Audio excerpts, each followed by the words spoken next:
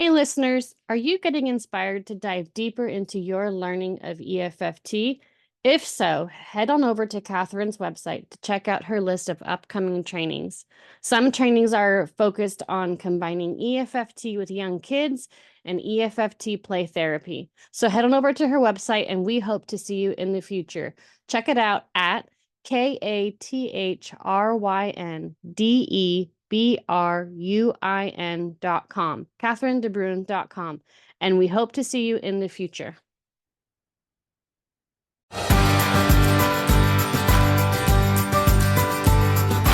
Welcome to the Family Express podcast, where our destination is resilient and connected families. Come aboard with your hosts, marriage and family therapists Kathryn DeBruin and Ronda Evans, to explore the world of emotionally focused family therapy, a model developed by Sue Johnson and colleagues. Together with our guest speakers, our travels will map the EFFT landscape, highlighting lessons learned, shared fears, and the passion and curiosity that bonds our community. We have some listeners, and I'm also curious too, who are wanting to know, what are you learning in EFFT lately? We always know that we're growing and learning, whether that's EFCT or EFIT, and you are becoming one of the leaders of EFFT. So inquiring minds want to know, what's like the leading edge and your growth edge of EFFT lately? Well, there's good news and bad news. I feel like I'm finally getting it under my skin a little bit, understanding where to go more naturally. But the bad news is I still have a lot to learn. Oh, don't we all? That's not bad news, is it? We all have more to learn. You know what? It's not bad news because it's fun to have a challenge in life, and I like striving for something. I think it's humbling.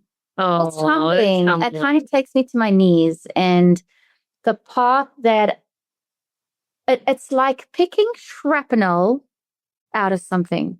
Is I started my career working with children, and I started with this very high child focus using play therapy. Right. Okay. And it was encouraged really in my, practice and agency. They had to have someone to send the kids to. And that was me because no one else wanted to do that. Anyway, I ended up just loving it and really naturally connecting with children. Well, it's fun to play with kids. Totally. What's fun to play? Toys. To have toys. Yeah, like that's what you do all day at work. Sounds nice to me. But then the more that I did that, the more I realized that really the kids needed their parents. Yes. To be accessible and engaged. And I started realizing that also I could have a lot more impact by changing the family system. Okay. So I think you're talking about changing focus.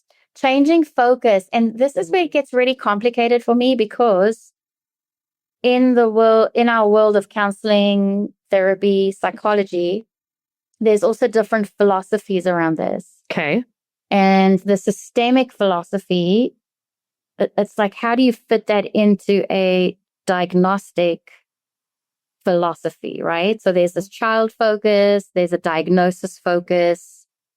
But what about if you're sort of stuck between the symptom and diagnostic focus, which is very much needed with young children for early intervention. Okay, true. Right? Yes. Access to care. Access to care, exactly. And access to early change in that brain development is very important. And the doorway to that is through a diagnosis. Absolutely. Yeah. And another way of looking at what's going on in the child is that there is a symptom bearer for the family system, and therefore a systemic diagnosis would be entirely different and would also focus our treatment somewhere else. Okay, I think I'm following you. Okay. Well, let me give an example of a case I've been struggling on recently. And I've been trying to make that shift, and I actually thought I was getting it right. And then, of course, I showed my mentor some of my video, and he said, is that, well, he's so gentle and kind. He would never just point it out like that. But through his eyes, I was able to see, I'm still doing the child focus in this moment. Still there. And it's still there. Pull that piece out. Like, all this time. Okay. I'm teaching EFFT, preaching EFFT. And then in session, I can still get caught in, but this child has ODD. Oh. And we need to do something about this really early on because it's impacting this child. The behavior at home. Yeah. Child is aggressive, making things unsafe at home. Child's going to school, hitting, punching, biting peers. It's affecting the school environment, right? So pressure, the school saying, what are you doing about this behavior? Right. Parents are then coming to me and my anxiety is raising because they want me to help their family by helping the kiddo and his ODD. So the parents still have a focus on child focused, behavior focused, symptomatic focus, and it can even as a trained EFFT clinician, even for you to get caught and see. Are you talking about seeing it through the parents' eyes and kind of like their view of the problem, quote, view of the problem? I think about 50% of the families or caregivers calling in have got a focus like that. I'm definitely seeing a shift in parents calling in and saying, help our family out. And it's remarkable. But there's still a number of parents. And, it might be that degree of distress they're under. It's like the more stress they've been under for longer periods, they're more likely to become rigid and exhausted and overwhelmed, and then bring that anxiety into the therapist and say, oh, fix the kid. What's going on with my kid? Figure it out. We need to figure this out. We need an answer for ourselves and for the school. So I certainly anticipate that focus. And even on the intake call, I try to be clear about my role as a systems therapist and what my plan is to do. My plan is to resource you as parents. I only work with systems where parents are part of the solution. Right. I'm there to resource you because you're the best person to help your child. It's easy to have those conversations for me on the intake call. And then they come into treatment. And in this particular case, even though I started out and my goal was to focus back on the family and get parental buy-in for a systems process. Somehow, as we moved along in treatment, I found myself focusing on the child's aggression. You know what happened? You're making me... Well, take a moment with that, sure. Okay, so I just think it's, in a sense, I know that you called it humbling, but I also think it's very validating for myself and other family therapists who are maybe wanting to move into adopting EFFT, or clinicians who are already trying it, that even someone as trained as you can still get caught in the parent's view of the problem, seeing it as a child's behavioral problem. When you're like, you have that conceptual framework on the phone call, and yet somehow in the emotionality of the actual treatment of the sessions, you and your mentor could see somehow we lost that frame of the EFFT and you happened to find yourself, I call it seduced, seduced by that old view of it, of the child and the behavior and a symptom. And I just think it's so validating that we can have this conceptual map and frame before and after the sessions and really good intention. And we can, we want to learn EFFT. And even in the high pressure of the system and the urgency and the desperation that you can feel from those parents, and the school wants fixes and they don't want these problems anymore, that even in the midst of that emotional tornado, you and your mentor could see how that frame, how that frame still got kind of left. It broke down. It broke down a little bit. Yeah, help me out with the words there. Yeah, my emotional balance actually. Oh. This is helpful actually to talk it through because it's fresh for me, and I think I'm recognizing the moment that happens actually now, and I'm thinking of a couple similar cases. These are all cases with young kiddos. They could easily be diagnosed with something. Like they have the symptomology to be DSM diagnosed, certainly.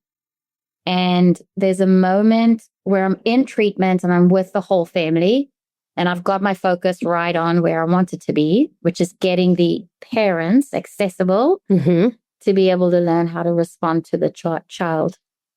And then the behavior happens in the session. Okay. Present process moment. The kid acts out, steps on sibling's toe, like who actually steps on the toe? Of course. Yeah. There's some aggression happening in the session. Yeah. Okay. Thinking about kids under 6, it gets rough in there. And I've got a pretty fun playroom. And so I think that's a win for me. If the family finally gets comfortable enough that they start acting in session the way that they act at home. Yes. And guess who loves seeing that the most? The parents love knowing that I'm seeing what they said was happening, because then they feel validated. Okay. Absolutely. Yeah. Okay. They feel like they're not crazy. It's the worst thing to take a car to the mechanic and it's not making that noise anymore. Yes. It's the worst thing, and Kathryn. You think you've had this experience? Yes. Like, no, I tell you, this happens when I'm driving. When I'm driving a car, every time I turn left, it happens. And they're like, we turned left 12 times, we couldn't make the noise happen. And then you feel like they think you're nuts. Yeah, exactly. And then you're not going to get the help you need. Exactly. You actually get more escalated because now there's the frustration of that expert, that person who knows what to do if it was to happen. It just needs to happen. Mm-hmm. And you get, there's an added layer of frustration when it doesn't happen. Yeah. Mm-hmm. So the fact that it happens in session, you're saying, oh, it's so good. It's so good for it to happen. It's so good. So it throws me off my game, though. Oh, it's so it's good. Definitely good. It's good, but you know why? Because you know why? In that moment, I'm already trying to just maintain my system focus. There's a lot of people in the room. Kiddo did the thing. Mm-hmm.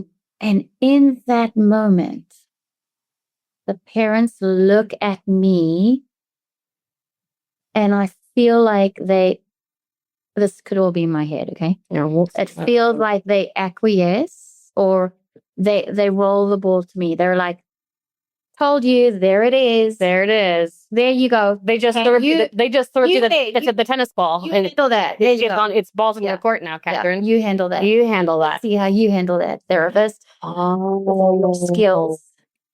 So they're like, great. Here's what happens at home. You can feel them pass the ball to your court as if it's like, how are you going to respond now? Yeah, like looking to me, which is an honor.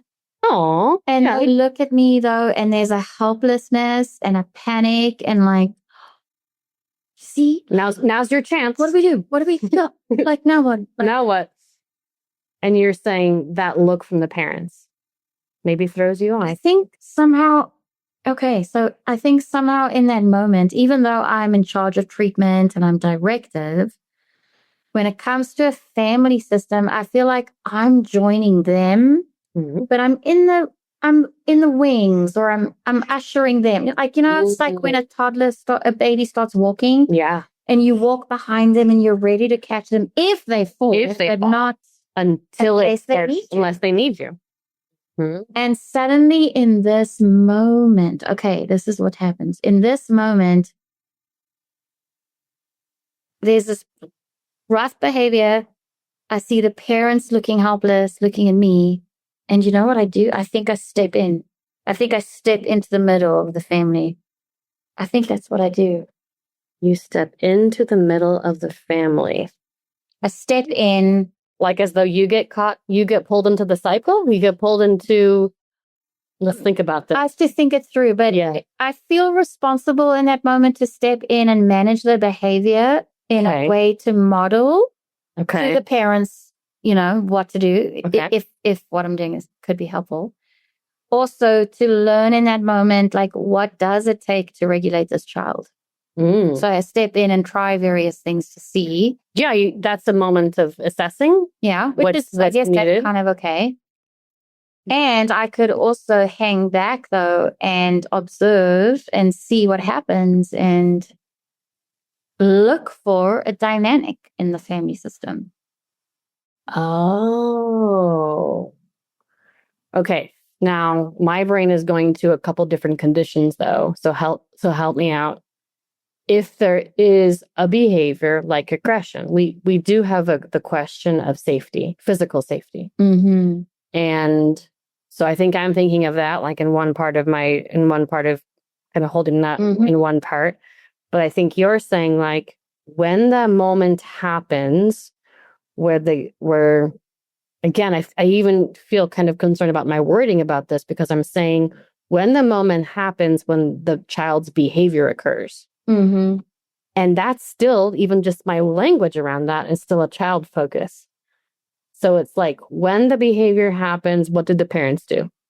Mm-hmm. That to me would be more of a systemic, systemic language. And what happened just before the child behaved in that way? Putting the behavior back in the atmosphere, or looking for the antecedent, right? The antecedent. Okay. Okay, but I'm reflecting on this as we're talking about it. And when I'm working with a child alone in the playroom, if they do something like that, my philosophy is to still be the container and to reflect and to set a limit. Okay. Oh, buddy, I just saw you throw the sand all over the floor. Oh my, in this playroom, we don't, the sand is not for throwing on the floor. We keep the sand in the sand tray. Right.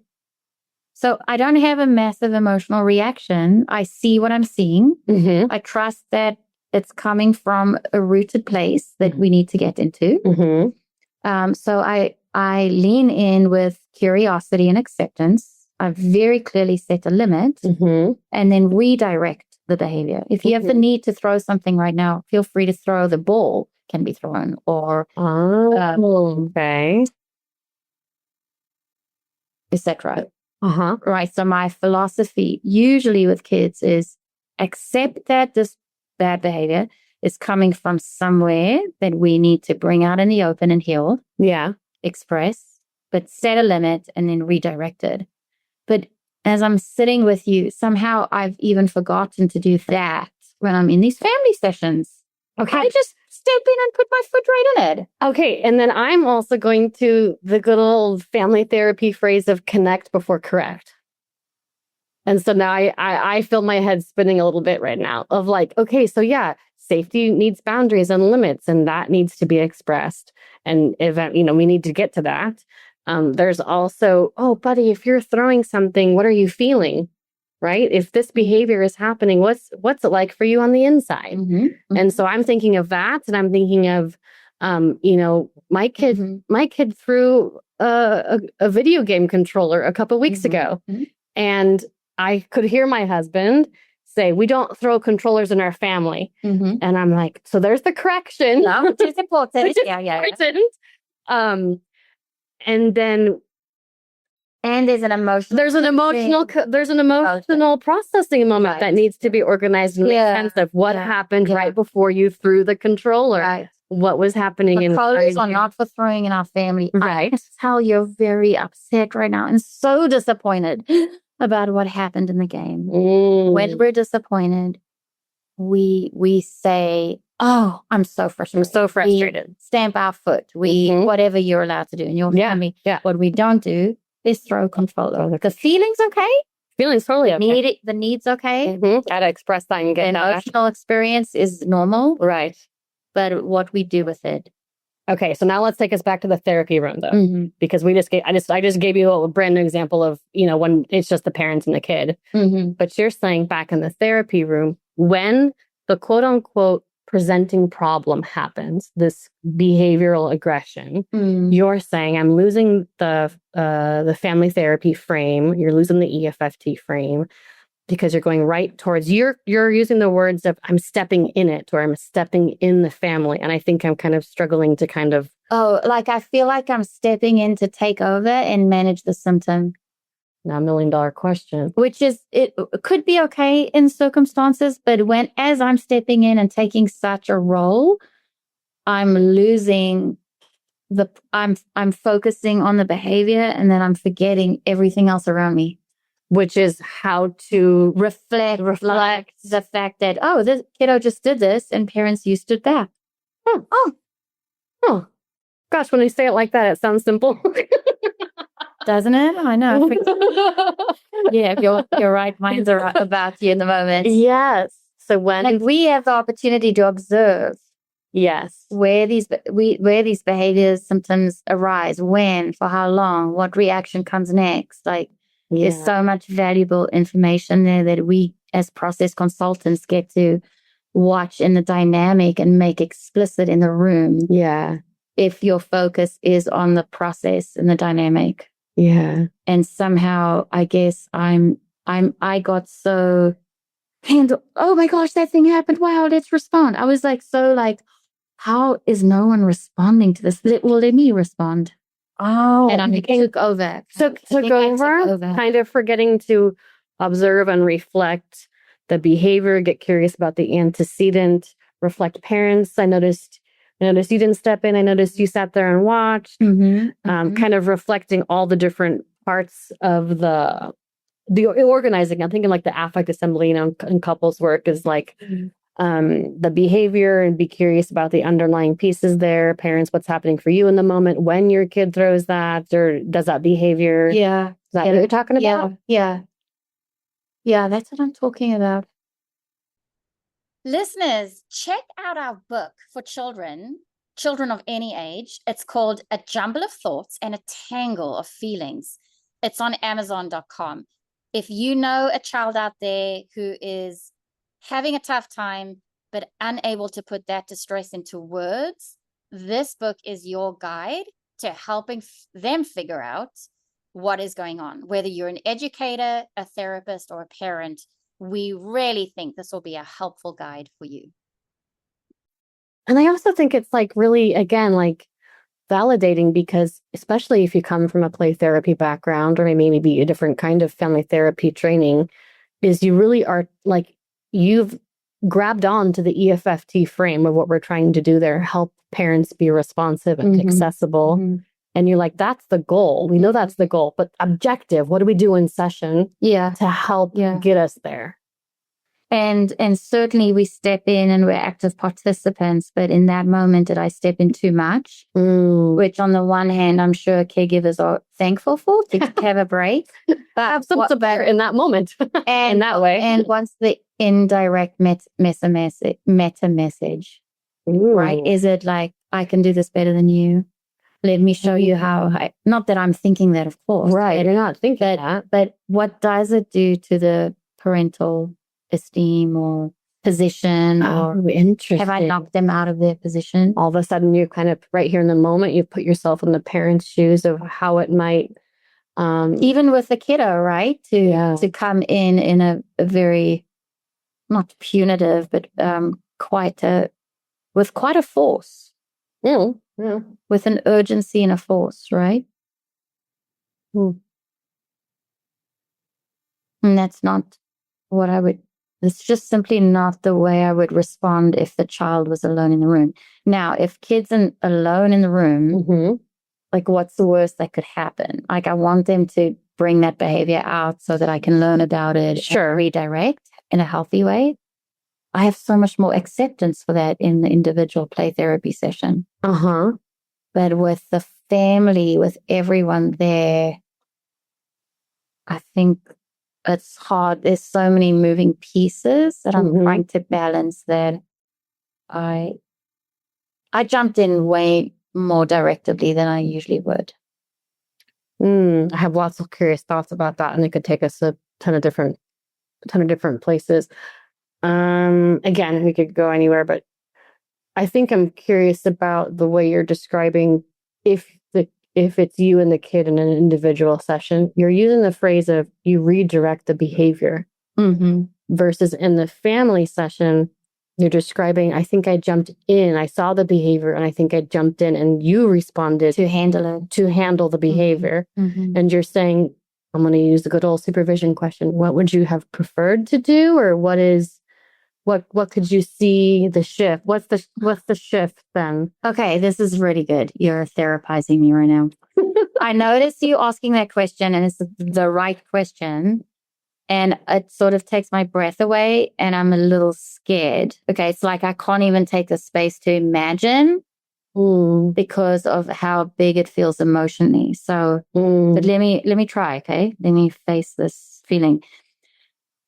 So let's say one kid pushes his brother pushes the girl pushes the brother. Okay. And the parents are sitting on the couch observing, and they sort of freeze and just stay there. And in that moment, I see it. And I'm scared that if I don't do something, she'll just keep doing that. Yeah. To the brother. So then, not just am I allowing that, but is brother going to get hurt? So what does that do to my alliance? Oh, yeah. Things could get out of control. Things could get out of control. I don't like things getting out of control in my office either, or in my house. Okay, I know the answer. What's the answer? You just never see more than one person at a time. Just work as a team. Back to the drawing board. Back to the drawing board. Now, I mean, siblings do this. This behavior happens all the time at home. We're not there to condone it. We're not trying to condone it. Okay, let me imagine that I did sit back and I saw it. And I've said, making it up. Tamlin, oh no, that's already, you see there? Like, I can't not be like, I'm just like, wow, I'm not usually like that. You feel a clip in your voice, or you feel a Tamlin, like aggro, like aggro. Wow. I'm not usually like that when I do play therapy. Okay, so I would say, Tamlin, you seem very upset right now. Your brother's not for hitting. If you're upset with him, you can use your words and say, no, thank you, Edward. If you're upset right now, you could run to the couch and beat your hands on it. You could run to the punch bag and get your frustration out on the punch bag. So there's an urgency because one needs to respond quickly when this is happening to set the limit. Sure. Okay, so let me think about that again. So, okay, she's hitting the brother. Parents are not doing anything. I feel alarm. Okay, but I got to let it play out. So, Tamlin, your brother's not for hitting. I can see you're very, very upset about what just happened. The punch bag is what is for hitting. All right, now, clearly if that works, awesome. Yay. That'll be nice. Then Tamlin goes to the punch bag, and then I finally can get off this interaction, and I go bigger picture, and I say, parents, and I'm like, jump in. Okay, calm down. Parents, gosh, I noticed this dynamic between Tamlin and Edward, and I see the two of you sitting there on the couch. And wondering what's happening for you as this is happening between the kids, as Tamlin just spoke to brother. Okay, because let's see if I can follow on track here. You're saying, as you know, especially when it comes to aggressive moments like pushing, you're saying someone has to come in and approach that interaction, right? Because there is a possibility of somebody getting hurt. So you're saying, well, the parents are frozen, they're not moving, so I'm going to come in and I'm going to address this interaction between the siblings and redirect, in this case, the sister, and let her know what how she can express that upset. And there's a punching bag over there. So you're saying we do have to do that. Then you're saying, okay, safety has been restored. Emotion has been redirected. Maybe we all can take a breath in the room. And you're going to go back to the parents and reflect. I saw Tamlin do this, so I have kind of redirected her for the moment. While she's over there, I noticed that you were on the couch during that moment of the pushing. What was happening for you? Because in that moment, you are wanting to help the parents get introspective, reflect on themselves, find out what was happening on the inside that then led them to have the behavior of the freezing. Exactly. You're going to help them kind of thaw and get unstuck in that moment. And by doing so, you're going to eventually help them become responsive and be able to take action in that moment with the interaction from the siblings. Okay, and that's the bridge that I couldn't do in that moment with certain high behaviors. I just jumped in, took over, and then coming from that deep dive back into the system. That hinge. Broke it for me. It's like a bridge moment. It's like a bridge moment. You're calling it a hinge. You've got to take care of the interaction, restore safety. You go back to your systemic frame of a where are we again? What were we doing? I remember this when I was studying EFCT and loving going deep. Yes. The step 3 deep dive. Oh, who doesn't? And when I would go all the way down, I would come up and I couldn't orient. I went so deep into the emotion and I lost the cycle and the conceptualization, context. Yeah. I would come up and, like someone who pulls their head out of something and you see stars. Like you feel a little like disoriented. Yeah. Mm-hmm. I remember being like, where am I? Thing. Where am I in space? Explore that. I think this is some therapist piece. Ooh. Well, we all have those, don't we? And we all have those self-therapist pieces or things that we will get lost or stuck with. And it's being able to share it with someone. It's being able to talk it over with someone, your mentor or with a peer, to process those moments, or to review the video. What was happening for Kathryn in that moment? What was happening for you, Ronda? Okay. Oh my gosh, this is good. Okay. This is good. I'm ready. So I got disoriented. Okay. And the topic was anger. And here is a child who's displaying massive anger. Right. And back to are we going to call that ODD? Sure. Okay. Or what I find out later in the systems work is that there's a big problem in the parenting or couple dyad. And there's a lot of frustration and unexpressed anger. Oh, no joke. Isn't this interesting that the anger in the couple, and they end up in couples treatment. Okay. But because that isn't the focus of treatment. Right. Maybe it comes down. It trickles down. It gets expressed through the symptom bearer who's angry. And when I see that, even I get pulled into that. Oh. And I, that could lead back to my relationship with anger. That's what I want to explore. But what's happening to me is something that I'm uncomfortable with in the anger.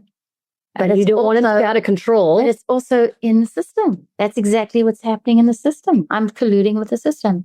Oh, what's it like to... Yeah. This is enlightening. Thank you. I feel like I should pay you for consultation. No. And so back to where we started, right? Okay. There's a kid in a family comes in. There's this symptom that can be looked at for sure through a DSM lens, and the treatment could become very focused on that one symptom. You can also get to know the system. And what I'm starting to see from having done a lot of these cases with young kids in EFFT, and specifically where there's ODD, okay, just as an aside, okay, is you peel it back layer by layer, you get parental buy-in, you get parental openness, you meet with the parents, and you start finding that there's difficulty in their relationship. And stage 2 actually becomes starting to work with the parents on their parenting, on their couple, etc. So what I'm starting to wonder is if there's a breakdown in the parental unit, right? Is that what we're seeing in some of these cases with the kids? Ooh, makes sense. I think it makes sense. I think I feel also stuck on something. And if the unit of treatment is the family, so again, like sometimes it's, people reach out to us and they say, help our family. And after we do all of our assessments and the different dyads, and we find the most distressed dyad, or which dyad needs the most help, right? Like we actually assess and we see, oh, in this case over here, the most distressed dyad is the couple. Yeah. And if we help the couple, then what might happen with the kids with this initial presenting issue of the behavior of the kid, it'll just naturally extinguish? I guess it depends on the symptom and if it's, full blown into something else. But if you look at it as a system, you've started resourcing the couple. They start feeling held, more hopeful, change starts to happen. Okay. And that affects the emotional atmosphere in the family. Right. And so child doesn't release as much. Symptomize as much. The less the child symptomizes, the better the parents feel, the more they can focus on their own relationship. So you shift the focus back. Okay. And that is still doing EFFT. That is EFFT. Yeah. Because we're looking at the whole family as... Oh, you mean like by the time you start working with the couple and identifying them as the most distressed unit? Exactly. Oh. You know how some people could be like, well, then they're not doing EFFT. But how you got there is by assessing all the dyads. You started with a family treatment unit. Yes. Maybe in early treatment, you shifted your treatment plan to couples therapy and then it became a couples therapy chart. Okay. Or maybe it took longer and maybe you're still checking in on family. And so maybe you maintain a family treatment unit with your current focus on the couple. I think it depends on different agencies and states and countries and how that works. How you explain that, Yeah. What do you think? Well, I'm going back to I feel like I'm circling back to where you started, which was you saying, I'm wanting to help parents be responsive and accessible. That's what we're looking for. And so if a parent is stuck and kind of being frozen on the couch, you're saying, I might need to do some sessions with the couple as a parenting unit, or right, and kind of help make sense of that. We may not do all that in front of the child, right? And then what would it look like when a parent is now responsive and accessible to the child when the behavior happens, when that moment happens? What will that look like now? Again, I don't know if we can have an answer to this, but how does that family culture, what does discipline look like? Is anger allowed? How is it allowed to be expressed? I suppose conversations we'd have with the parents first, right? Yeah. Okay, so your kid seems to be holding some anger and it gets expressed sometimes through pushing or maybe biting at school. And can we have some conversations about what's it like for you as do that in this family? How do we do anger in this family? Yeah. Okay. Yeah. A couple of weeks ago, I did this with my family. With your little family? Yeah, we had in the course of like a week. Not your parents, no, with my husband and my kiddo. Okay. It was probably the week of the controller being thrown, probably. So it was all probably the same week. Sure. But it was like in the course of like 7 days, like as a family, we had 3 different conversations about anger. And one of those conversations was we talked about what each person looks like and does when they're angry. And then we went into the bathroom and we made the angry faces. In the mirror together. In the mirror. Precious. Yeah. So we talked about anger in each of And your husband, James, he plays along with all the stuff. Yeah. Oh, yeah. And then and then Isaac corrected us and he goes, no, Daddy doesn't make a face. Daddy has a voice. Whoa. He has a tone. And that's amazing. You could kind of see the little bit of kind of widening of my husband's eyes. Like, he knows me. He knows me. And then he clearly made mommy's face. Like he made my angry face super easy. Isn't that amazing? But my idea was to kind of have those separate conversations and multiple conversations in 1 week was to give an indirect message that it's okay to talk about anger and feel angry. But it would have been so easy to focus that on him and his behavior, right? But you took it off his shoulders. Yes. And you made it like a human family. We all get angry. Conversation. We all get angry. And each person looks different or sounds different or makes a different kind of face. And what does each of us look like? Yeah. Oh, wow. Nicely done. I actually got to be honest, I was pretty proud of myself. Hey, this has been so helpful. I'm looking forward to exploring Yeah. more in myself about this. Yeah, and thank you for sharing, and thank you for going to those places within yourself and taking us into moments of what it's like for you in the therapy room. And thank you for, I know you call it humbling, and thank you for indirectly validating us. Like, it can be hard to maintain the frame of a systemic dynamic between parents and kids, especially when anger or aggression happens in the room, and we do want to put a limit on that. Yeah. And then how do we pull back out and kind of regain our frame of the systemic again? And what do we need to ask? Okay.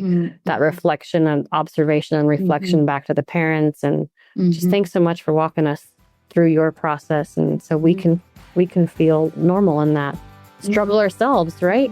I think it's something a lot of us family therapists go through. So thank you so much, Kathryn. Thank you. Fun times. Yeah.